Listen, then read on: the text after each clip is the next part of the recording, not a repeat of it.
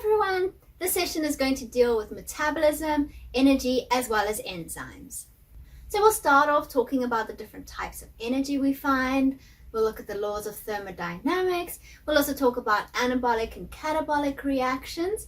We'll talk about ATP, the energy carrier inside our cells, and then we'll look at enzymes. Firstly, what is energy? Well, energy is defined as the ability to do work. What is work then? Work is defined as the ability to bring about change within a closed system. Now, all living things are going to require an input of energy. They're going to need this energy to grow, to repair any damaged cells or tissues, and also to reproduce. Living things will gain this energy from their environment, either from the living or the non-living components of the environment. Remember that if they're gaining it from the living parts of the environment or once living parts of the environment, these are called our heterotrophs. And if they're gaining it from the non-living parts of environment, we call these autotrophs. We have two main types of energy, potential energy and kinetic energy. Potential energy is stored energy that is available to do work, whilst kinetic energy is energy that is being used to do work. So an example of potential energy would be something like chemical energy, where we have energy locked away in the bonds of some kind of chemical molecule. A concentration gradient is also a type of potential energy. When we have a concentration gradient, what we have is a selectively permeable membrane, and we have molecules on either side of that membrane. On one side of the membrane, there's a high concentration, and on the other side of the membrane, there's a low concentration. So the molecules are going to want to move from that area of high concentration to the area of low concentration across that membrane. In terms of kinetic energy examples, things like movement, so think about inside cells, molecules are continuously in motion. Things like heat energy and light energy as well would be examples of kinetic energy. So in the case with this dog, at the top of the slide, she has potential energy because of her height above the ground. And then as she moves down the slide, that potential energy is converted to kinetic energy. The first law of thermodynamics is also known as the law of conservation of energy. And it states that energy cannot be created or destroyed. It can only be transformed from one type of energy to another. A consequence of this is that the total energy within our universe remains constant. So for example, over here, what we see is that during photosynthesis, the energy from sunlight will be converted into potential energy in the form of a glucose molecule. Then during cellular respiration, that potential energy locked away in that glucose molecule is going to be released so that cells can use that energy to perform different functions. One thing we need to notice is that energy conversions are not 100% efficient. So whenever we convert energy from one type to another, we'll lose some energy in that conversion in the form of heat energy. The second law of thermodynamics states that the total entropy in a closed system decreases over time. Entropy is just basically a fancy word for chaos or disorder. So what this law is stating is that over time, if a system doesn't have an input of energy, it'll become more and more disordered. So think about your bedroom. If you never put any time or energy into cleaning it up, over time it just becomes more and more chaotic. Cells are highly structured and ordered. To maintain that structure and order, they have to have a constant input of energy. If there was no input of energy, the cells would become more and more disordered, things would start to break down, and eventually the cell would die. Autotrophs are organisms that are able to obtain their energy from the non-living parts of the environment. So think about a plant. They're able to use sunlight during the process of photosynthesis and make glucose molecules. Heterotrophs, on the other hand, obtain their energy from the living or the once living parts of the environment by consuming other organisms. So during photosynthesis, we have light energy that is going to be converted into potential energy in the form of that glucose molecule. And then during cellular respiration, this glucose molecule gets broken down and that energy released is used or converted to kinetic energy within the cell. Energy flow in an ecosystem is unidirectional and it's also inefficient. If we have a look over here, we have what we call trophic levels. Our primary producers are the first trophic level. They're using the non-living parts of the environment to make organic molecules. Primary consumers will feed on primary producers, secondary consumers feeding on primary consumers, and tertiary consumers will feed on our secondary consumers. Now, if we had 1 million joules of sunlight entering the ecosystem, of that million joules, only 10%, so only 10,000 joules would be available for our primary consumers. Once again, only 10% of that is available to our secondary consumers. So we only have 1,000 joules available, and then of that, only 10% is available to our tertiary consumers. The reason for this is because remember that those energy conversions are inefficient. So we have energy being lost as energy is converted from one form to another. But another reason is that sometimes the whole organism can't be consumed. So in the case of our primary producers, let's say we had an apple tree. That apple tree is not completely available to our primary consumers. They may be able to just eat the apple or the leaves, but they're not going to be able to eat that entire tree. And so this is one of the reasons why we have less and less energy available at each trophic level. The consequence of that is that each trophic level can support fewer and fewer organisms. The term metabolism refers to all chemical reactions performed by a cell to capture, store, and use energy. We have two main types of reactions, catabolic and anabolic reactions. In catabolic reactions, what happens is we have larger organic molecules that are going to be broken down to smaller molecules. This type of reaction releases energy and is therefore known as exergonic. An example of a catabolic reaction would be cellular respiration. So we take the glucose molecule, which is more complex, it is broken down to release smaller molecules, carbon dioxide and water, as well as energy. An anabolic reaction, on the other hand, is one where we take smaller organic molecules and we build up and make larger molecules. This kind of reaction requires an input of energy and is therefore known as endergonic.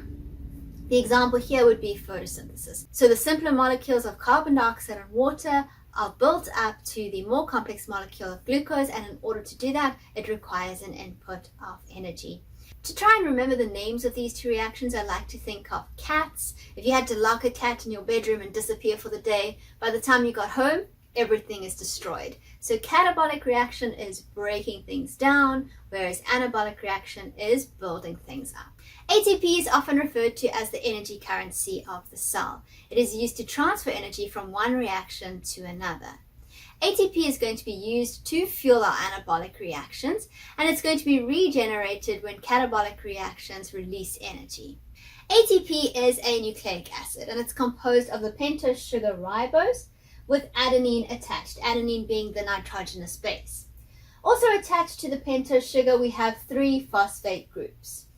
The energy is going to be stored between the bonds of these phosphate molecules and released when those bonds are broken. So ATP is very high energy. When we break this last phosphate group off, energy is going to be released and we form the molecule ADP. The bonds between the phosphate groups are unstable because they're very high energy bonds, and also because we have these negative charges on the oxygens repelling one another. The good thing about this is this energy is released easily and made available to the cell.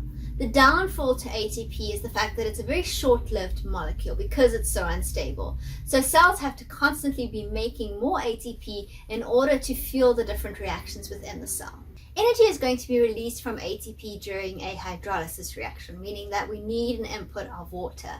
So we have ATP, adenosine triphosphate, where it has 3 phosphate groups attached. We need that input of water, and then we're able to break that last phosphate group off from ATP, forming ADP, adenosine diphosphate, and releasing that energy. ATP and ADP are constantly recycled in the cell. ATP is going to be hydrolyzed, forming ADP, releasing that phosphate group and releasing energy. The energy released is going to be used to fuel anabolic reactions in the cell, so taking those small organic molecules, building up larger molecules. Then, during catabolic reactions where we're taking those larger molecules and breaking them down, these reactions release energy, and that energy is going to be used to reattach that phosphate group back to ADP, forming ATP again. Within the cell, reactions are linked to one another, so that energetically favorable reactions are able to drive energetically unfavorable reactions. ATP hydrolysis is a catabolic reaction that releases energy, and it is therefore often used to fuel our anabolic reactions. When ATP hydrolysis is involved in reactions, it often results in a phosphorylated intermediate. So let's have a look at this example over here. We have glucose and fructose. These are two monosaccharides, monomers of carbohydrates. And they are going to be linked together to form sucrose, which is a disaccharide. So we're going from two less complex to a more complex molecule. So this is an anabolic reaction and it requires an input of energy. What the cell does is it uses ATP hydrolysis to get this reaction done. In the first step of the reaction, ATP is hydrolyzed and the phosphate group from ATP is attached to the glucose molecule. This step releases energy. Glucose phosphate is now unstable and very reactive. It doesn't like having that phosphate group attached to it. So it easily reacts with fructose now. When it does that, it forms sucrose and releases that phosphate group. Once again, this step also releases energy. So we went from a single step that required an input of energy to two steps that both released energy. ATP hydrolysis is used to perform three main types of work within the cell. Mechanical, for example, the beating of cilia. Transport, for example, moving molecules across the plasma membrane. And chemical, for example, the synthesis of biological molecules. If left to their own devices, reactions within cells will take place way too slowly for life to even exist. For this reason, we need the help of a catalyst, and in biological systems, the catalysts are known as enzymes. Enzymes are proteins which are able to speed up chemical reactions without themselves being changed or consumed in the reaction. The reactants in an enzyme-catalyzed reaction are known as substrates. They are the substrates that the enzyme acts upon. When we write out a chemical reaction in which an enzyme is involved, we write the name of the enzyme above the arrow. This indicates that the enzyme is facilitating that reaction, but is not itself changing or being consumed up by the reaction. The names of enzymes often end in ASE. For example, the enzyme sucrase breaks down sucrose to glucose and fructose. All chemical reactions require an initial input of energy in order for them to get started. It doesn't matter whether they're anabolic or catabolic. This initial input of energy is known as the activation energy. Enzymes work by lowering this activation energy. Think about it in terms of this little analogy. Let's say we had frogs up in this pond over here and frogs in this pond down here. The frogs up here would like to get down to this pond. However, there's this barrier in the way. In order to get down to this pond, they therefore need a lot of energy. They need to jump really high and then they can land in that pond. However, if we had to lower this barrier, now it would take less energy for the frogs to jump over to the pond below. So in terms of reactions, if we lower that activation energy, reactions can take place more easily. And that's exactly what enzymes do. They act by decreasing that initial amount of energy required to get the reaction started. Most enzymes are proteins, and therefore their structure is extremely important to their function. Proteins are composed of the monomer amino acids. So when building a protein, the first thing that happens is the amino acids are linked together to form a polypeptide chain. This is known as the primary structure of the protein.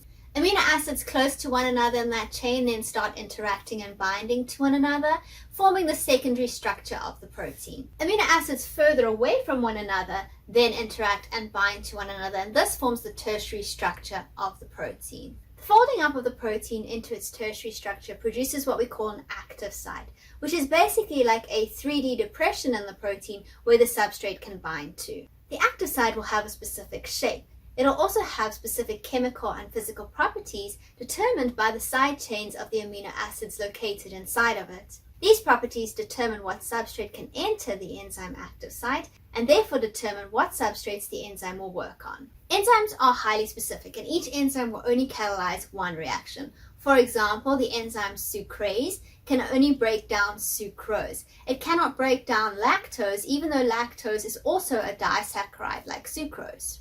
Think about it like a lock and key. If you had a key, you couldn't just open any door you wanted to. You would have to find the specific keyhole that your key fits into, then you could turn it and you could open the door. It's the same thing with enzymes. Not any substrate can fit into any active site. In order for a substrate to fit into an active site of an enzyme, it has to have the right shape as well as the right chemical and physical properties. When the substrate enters the active site of the enzyme, chemical groups on the substrate will interact with chemical groups found inside that active site.